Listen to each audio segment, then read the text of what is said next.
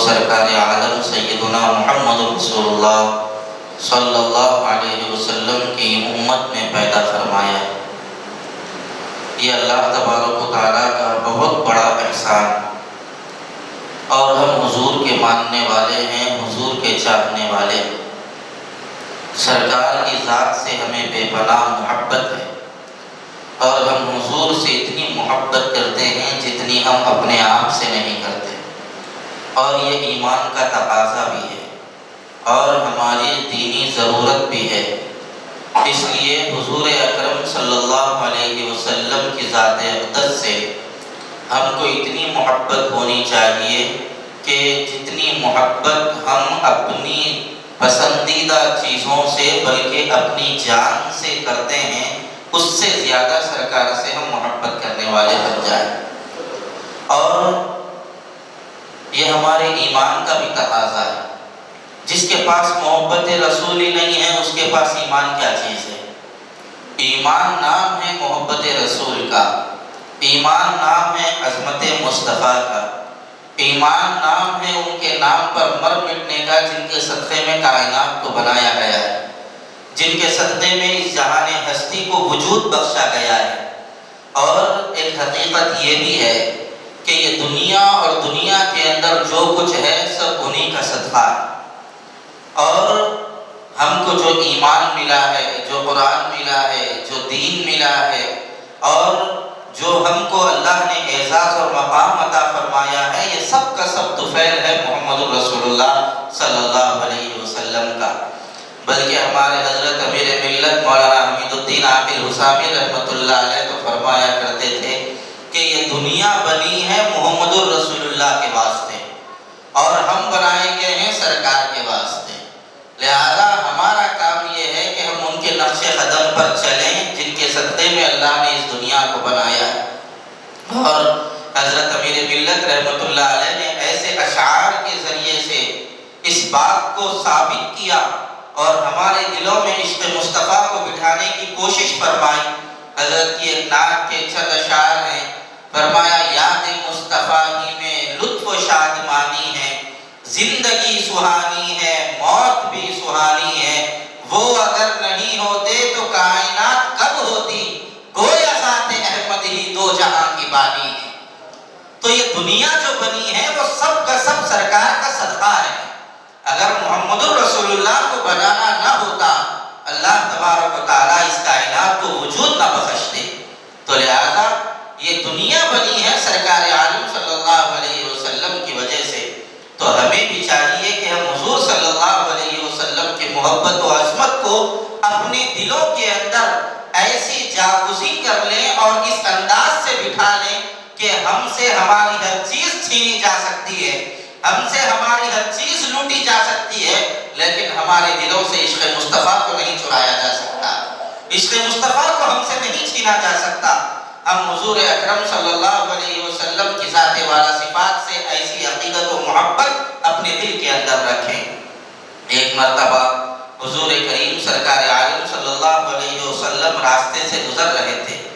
حضرات صحابہ کی محفل نور جمی ہوئی تھی اور صحابہ بیٹھ کر آپس میں ایک قسم کا مذاکرہ کر رہے تھے۔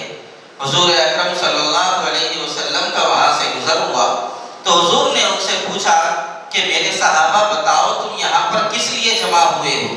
تو صحابہ نے عرض کیا اللہ کے رسول ہم آپ کا یہاں پر بیٹھ کر ذکر خیر کر رہے تھے اور اس کے علاوہ ہماری کوئی اور نیت نہیں تھی۔ حضور نے ان سے پوچھا کیا واقعی تم میرے ذکر کے لیے یہاں پر جمع تھے؟ تو صحابہ نے عرض کیا اللہ کے رسول واقعیتاً ہم آپ ہی کا تذکرہ کر رہے تھے۔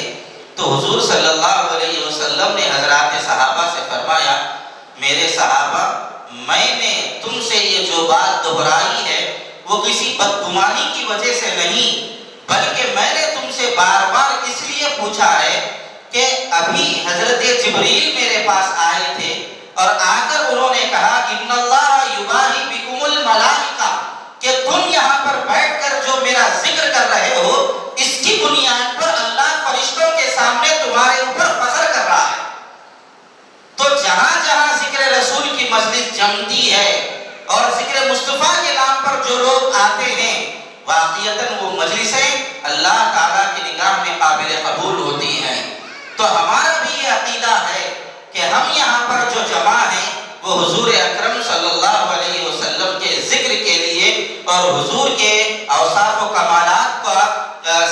کے لیے ہم یہاں پر جمع ہوئے ہیں، اس کے مذاکرے کے لیے جمع ہوئے ہیں، اور ہمیں یقین ہے کہ ہمارے یہاں جانے سے پہلے اللہ سرکار کے طفیل میں ہماری ضرور مغفرت فرمائے گا۔ یہ یقین کے ساتھ ہمیں بیٹھنا ہے، اور اسی یقین کے ساتھ ہمیں یہاں پر آنا ہے، اور اسی یقین کو اپنے سینوں کے اندر ہمیں بسانا ہے۔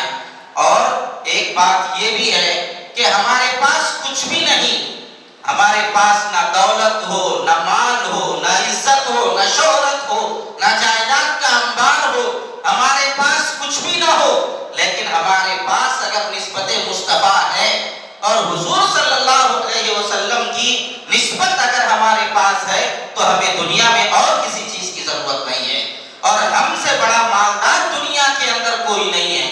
اگر دنیا میں کسی کے پاس سب کچھ ہے، مال و جائیداد کا انبار ہے، اور اس کے پاس دنیا میں جو چیزیں جو نعمتیں ہو سکتی ہیں سب ہوں، اور اگر اس کے پاس نسبت مصطفیٰ نہیں تو وہ سب کچھ رکھ کر بھی بڑا فقیر اور کنگال ہے۔ اور ہمارے پاس کچھ بھی نہیں، پھر بھی ہم اللہ کی نگاہ میں صاحب حیثیت ہیں، اس لیے کہ جس کے پاس رسول اللہ صلی اللہ علیہ وسلم کا دامن خیر ہوتا ہے، اسی کے پاس ایمان ہوتا ہے، اسی کے پاس احسان ہوتا ہے، اسی کے پاس ایمان ہوتا ہے، اور اسی کے پاس انسانیت کا معیار ہوتا ہے۔ اور جس کے پاس حضور کا طریقہ نہیں ہے، اس کے پاس نہ ایمان ہے، نہ احسان ہے، نہ انسانیت کا کوئی وقار ہے۔ اس کی مثال آپ اس مثال سے سمجھیے کہ ایک چھوٹا سا بچہ ہے اور وہ اسکول جا رہا ہے۔ مسلمان کا بچہ چھوٹا ہے، اسکول جا رہا ہے، ابھی عقل و شعور کے کمال و فہم کو بھی نہیں پہنچا ہے، لیکن وہ اسکول جا رہا تھا، راستے میں اس نے دیکھا کہ ایک گائے ہے اور وہ پیشاب کر رہی ہے، اور اس کے پیشاب کے چھینٹے اس بچے کے کپڑے کے اوپر اور بدن کے اوپر لگ گئے ہیں۔ تو بچہ فوراً قریب کی مسجد میں آیا اور آ کر اپنے کپڑے کو دھونے لگا، تو مسجد کا مؤذن اس بچے کے پاس آیا اور آ کر کہا کہ ارے میاں، تم اس وقت مسجد میں کیوں آئے ہو؟ نہ یہ نماز کا وقت ہے، نہ یہ تلاوت کا وقت ہے، نہ یہ مکتب کا وقت ہے، تم ایسے وقت میں یہاں پر کیا کر رہے ہو؟ تو اس بچے نے کہا کہ حضرت، مجھے معلوم ہے یہ نماز کا وقت نہیں ہے، مجھے یہ بھی معلوم ہے یہ مکتب کا وقت نہیں ہے، لیکن میں انگریزی تعلیم حاصل کرنے کے لیے اسکول جا رہا تھا، لیکن راستے میں ایک گائے وہاں پر پیشاب کر رہی تھی، جس کے قطرے میرے بدن کے اوپر لگ گئے ہیں، اور میں وہ پاک اور صاف کرنے کے لیے یہاں پر آیا ہوا ہوں۔ آپ بتائیے، چھوٹا سا بچہ ہے، اس کو نہ عقل ہے نہ ابھی فہم کا کمال ہے، لیکن وہ بچہ یہ کہہ رہا ہے میرے بدن پر پیشاب کے قطرے لگ گئے ہیں، جس کے لیے میں یہاں پر آیا ہوں اور مجھے دھونا یہ ضروری ہے۔ اس بچے کو اتنا پتا بھی نہیں ہے کہ اس پیشاب کی گندگی کیا ہے، اس کے اثرات کیا ہوتے ہیں، لیکن وہ صرف یہ کہہ رہا ہے کہ میں یہاں پر دھونے کے لیے آیا ہوں۔ اگر وہ بچہ دھوئے بغیر بھی اسکول جاتا تو نہ اس کا کوئی رنگ ہے، نہ اس کا کوئی اثر ہے، نہ اس میں کوئی بدبو ہے، لہذا کوئی اس کو پہچان بھی نہیں سکتا تھا، لیکن پھر بھی نظافت کا یہ معیار ہے۔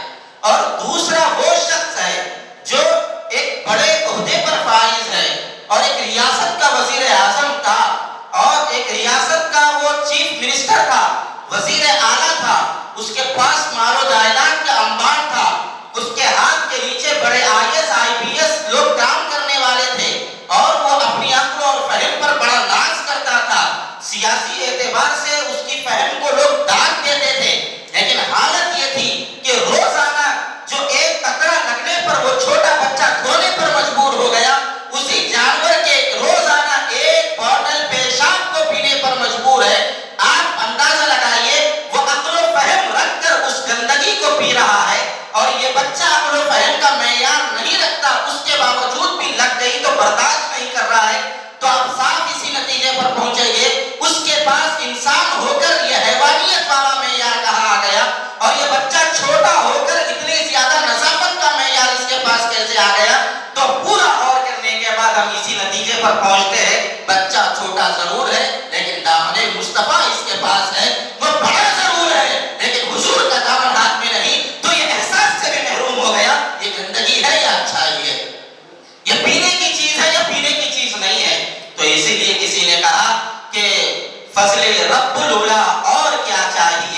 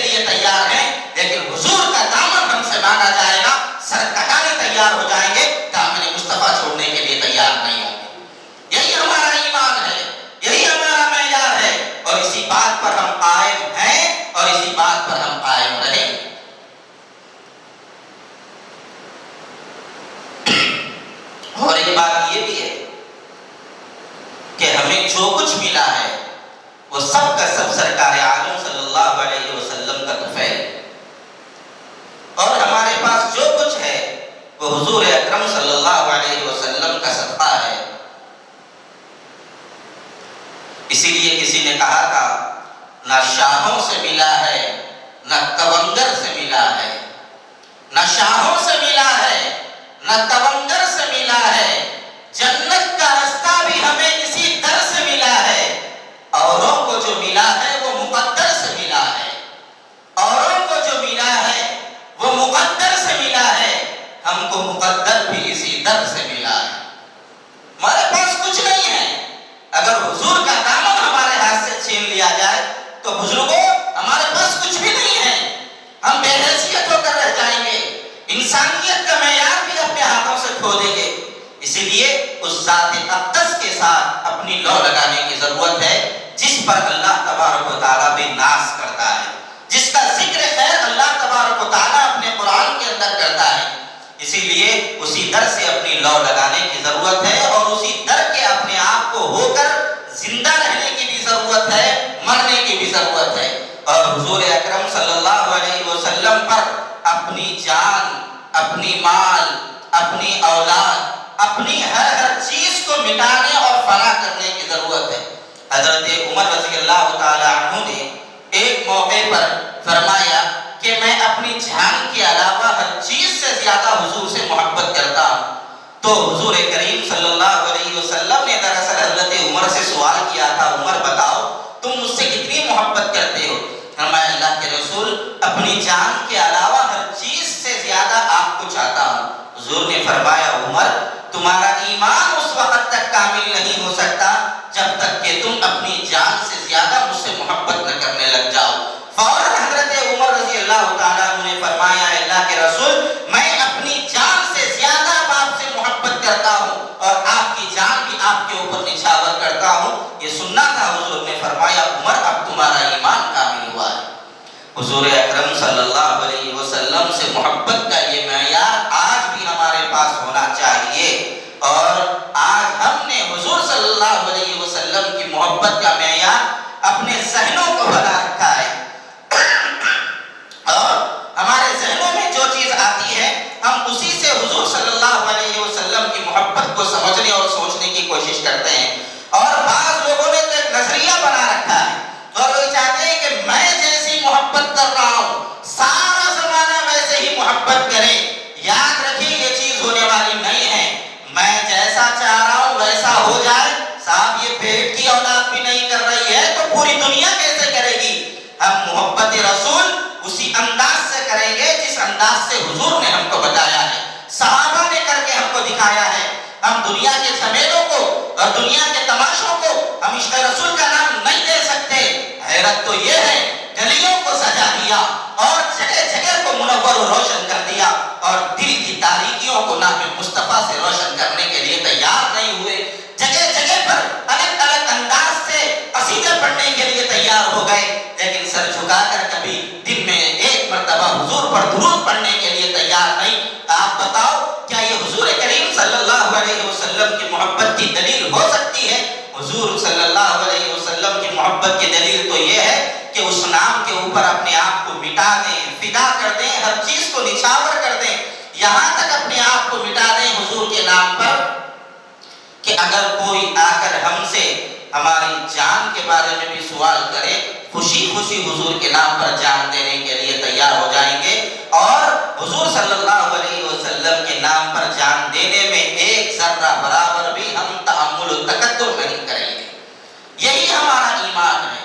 جب حضور کے اوپر ہم اتنے زیادہ فریفتہ ہونے کے لیے تیار ہیں تو ایسی صورت میں سرکار کی سنتوں کو اپنانا بھی ہمارے لیے ضروری ہے۔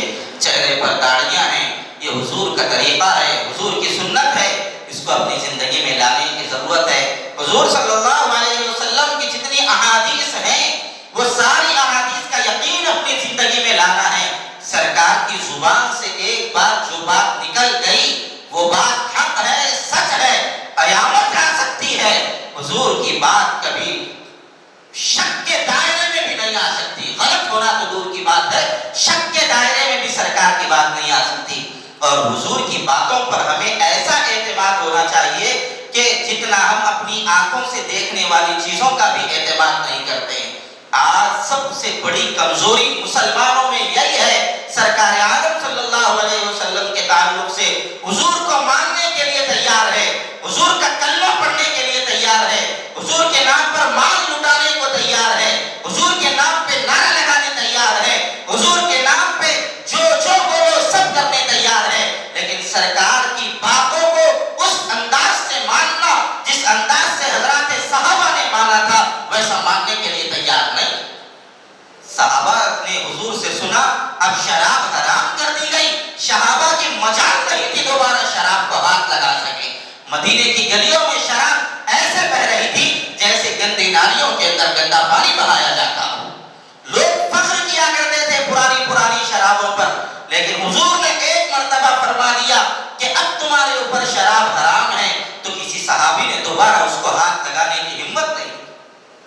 سرکار کے پاس صحابہ بے محابہ آ جایا کرتے تھے، حضور نے فرمایا جب اب تم میرے گھر میں آؤ تو اجازت لے کر آؤ، تو کسی صحابی کی مجال نہیں ہوئی کہ بغیر اجازت کے سرکار کی خدمت میں دوبارہ حاضر ہو سکے۔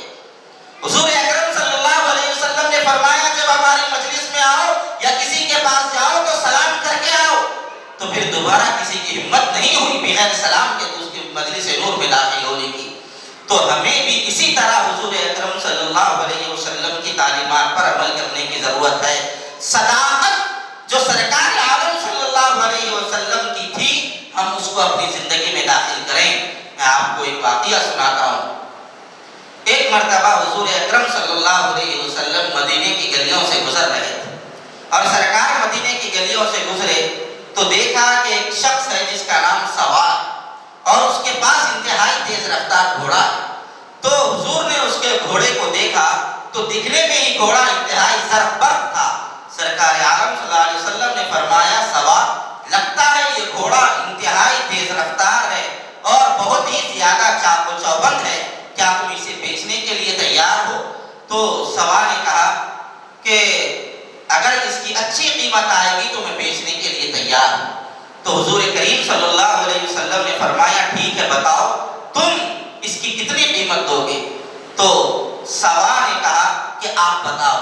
بہرحال دونوں میں حضور میں اور سوا میں بات چیت چلتی رہی، یہاں تک کہ ایک قیمت طے ہو گئی، اور حضور نے فرمایا ٹھیک ہے جب یہ قیمت طے ہو گئی ہے میں ابھی گھر جا رہا ہوں اور قیمت لے کر آؤں۔ سرکار عالم صلی اللہ علیہ وسلم یہ کہہ کر گھر گئے اور قیمت لے کر آئے۔ سرکار گھر گئے، اسی اثنا میں سوا کے پاس ایک یہودی آیا اور آ کر اس نے کہا کہ گھوڑا تمہارا بڑا تیز رفتار اور چاق و چوبند ہے، کیا تم بیچ رہے ہو؟ سوا نے کہا کہ ہاں میں بیچ رہا ہوں۔ کہا کتنی قیمت میں بیچ رہے ہو؟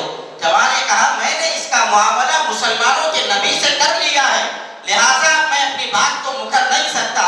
اس نے کہا کہ اس کی قیمت اچھی دوں گا۔ کہا نہیں، میں نے معاملہ مسلمانوں کے نبی سے کر لیا ہے۔ تو اس یہودی نے سوا کو برگلایا اور کہا کہ قیمت اچھی دوں گا، اور کہا کہ اس نے کتنی قیمت طے کی؟ تو سوا نے کہا کتنی قیمت طے ہوئی ہے؟ اس کے بعد اس یہودی نے کہا قیمت کو بڑھایا، سوا راضی نہیں ہوا۔ اس کے بعد سوا نے اور قیمت کو بڑھایا اور قیمت کو بڑھایا، پیسے اتنے زیادہ ہو گئے کہ سوا لالچ میں آ گیا اور کہا کہ ٹھیک ہے میں تجھے بیچنے کے لیے تیار ہوں، لیکن میں نے یہ معاملہ مسلمانوں کے نبی سے کیا ہے، اب میں مسلمانوں کے نبی کو کیا جواب دوں؟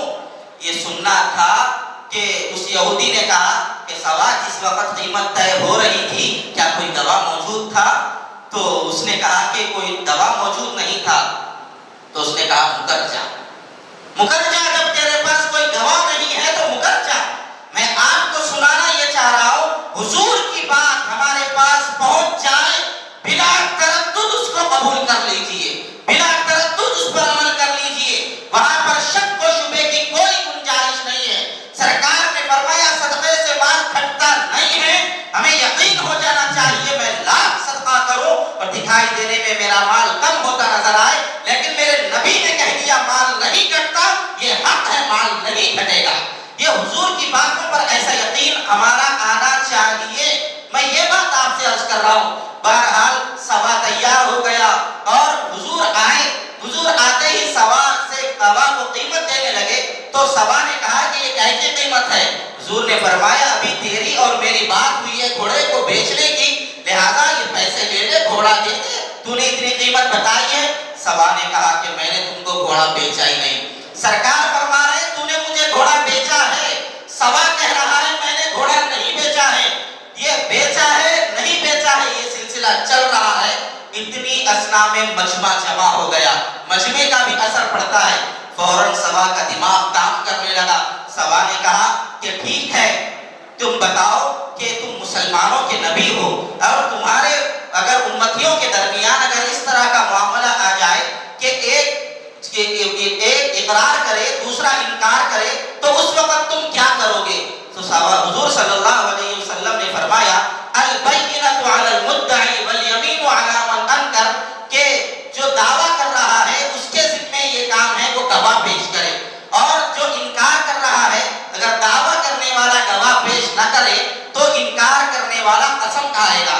تو اس کے بعد سوا نے کہا دعویٰ تم کر رہے ہو کہ تم نے گھوڑا خریدا ہے، پہلے تم گواہ پیش کرو، بات کی بات میری ہے۔ یہ سننا تھا۔ سرکار 2 منٹ کے لیے ذرا خاموش ہوئے، اس لیے کہ اس وقت کوئی گواہ نہیں تھا۔ سرکار پسو پیش ہونے لگے۔ سوا دل میں یہ سوچ رہا ہے محمد جس وقت یہ دعویٰ کہ یہ گھوڑے کی قیمت کا میرے سے بھاؤ تاؤ کر رہے تھے اس وقت کوئی موجود نہیں تھا، محمد کے پاس کوئی گواہ نہیں ہے، لازماً محمد اپنا دعویٰ جو ہے نا باطل کر دیں گے، میں جھوٹی قسم کھا دوں گا اور گھوڑا زیادہ قیمت میں فروخت کر دوں گا۔ حضور پسو پیش میں ہیں، اسی میں مجمع کو چیرتے ہوئے ایک شخص آگے آیا اور آگے کہا سوا جھوٹ مت بول، محمد نے تجھ سے گھوڑا خریدا ہے اور تجھ سے یہ بیع کی ہے، اور محمد اپنے گھر کو جا کر قیمت لائے ہیں اور قیمت وہی ہے جو محمد کہہ رہے ہیں۔ جب یہ بات سننا تھا مجمع کا اثر پڑنے لگا۔ سوا نے سوچا کہ اگر اس آدمی سے میں یہ پوچھوں کہ تم اس وقت موجود نہیں تھے تو ایسی صورت میں یہ زور سے چلا کر کہے گا کہ تم محمد کی بات کو مانتے ہو یا نہیں، میں محمد کا گواہ ہوں، میری بات کو مانتے ہو یا نہیں، تو ایسی صورت میں لوگوں کی نظروں میں صادق بھی محمد ہے، امین بھی محمد ہے اور ان کا گواہ بھی نکل کر آیا ہے، اب میری بے عزتی کے سوا کچھ نہیں ہوگا۔ خاموش پیسے لیا اور گھوڑا دے دیا، چلا گیا۔ جب چلے گئے حضور صلی اللہ علیہ وسلم نے سر اٹھا کر دیکھا تو حضرت خزیمہ بن ثابت انصاری رضی اللہ تعالیٰ عنہ ہے۔ حضور نے ان سے پوچھا ہے خزیمہ جس وقت میں نے یہ بیع کی تھی اس وقت مقام واقعے پر تم موجود نہیں تھے، پھر تم نے کیسے گواہی دے دی کہ یہ گھوڑا میں نے خریدا ہے؟ تو حضرت خزیمہ رضی اللہ تعالیٰ عنہ کے الفاظ پر آپ قربان جائیے۔ حضرت خزیمہ نے فرمایا اللہ کے رسول آپ نے یہ گھوڑا خریدا ہے اور حقیقت میں خریدا ہے، ہم نے آپ کی بات کو مانا ہے اور آپ کے اوپر ایمان لایا ہے۔ سرکار یہ تو ہماری نظروں کے سامنے دکھائی دینے والا گھوڑا ہے اور یہ نظروں کے سامنے دکھائی دینے والی قیمت ہے، جو نظروں کے سامنے ہو ہم اس کا انکار کیسے کر سکتے ہیں؟ حضور ہم آپ کی بات کو تو اتنا زیادہ سچا جانتے ہیں، صرف ہم آپ کے کہنے پر خدا کو دیکھے بغیر خدا کی ایک گھوڑے کی گواہی دے دی ہے، یہ گھوڑے کو دیکھ کر آپ کی بات کو سچا ہونے میں گواہی دینے میں کیا حرکت ہے؟ جب یہ بات سننا تھا سرکار عالم صلی اللہ علیہ وسلم نے فرمایا خزیمہ کی ایک کی گواہی 2 کے برابر ہے، خزیمہ کی ایک کی گواہی 2 کے برابر ہے۔ جب صداقت مصطفیٰ ہمارے اندر آ جائے گی اللہ کے پاس قبولیت کا معیار ہمارا بڑھتا چلا جائے گا۔ بہرحال اس لیے بزرگوں اس دامن نور سے اپنے دامن کو وابستہ کر لینے کی ضرورت ہے اور حضور اکرم صلی اللہ علیہ وسلم کے ساتھ اپنے آپ کو اس طرح جوڑ لینے کی ضرورت ہے کہ ہم سب کچھ لٹانے مٹانے تیار ہیں لیکن سرکار کے دامن کو چھوڑنے کے لیے تیار نہیں۔ خالد زاہد کے نشار پر میں اپنی بات کو ختم کروں۔ خالد زاہد نے کہا تھا سارے دروں کو چھوڑ کے ایک در پہ پڑھ کے دیکھ، پانی ضرور نکلے گا، ایڑی رگڑ کے دیکھ، کوئی بھول ہے نہ